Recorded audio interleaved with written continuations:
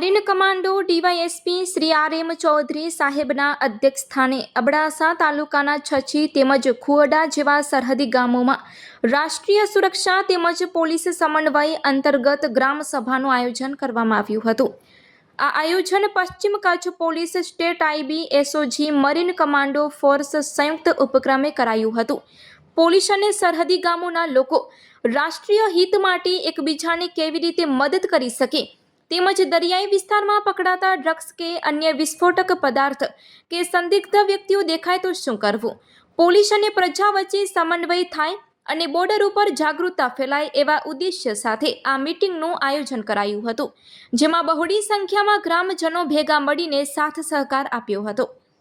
Report by Amitbhai Bhanushali, Naliya, Abdasa, Kutch.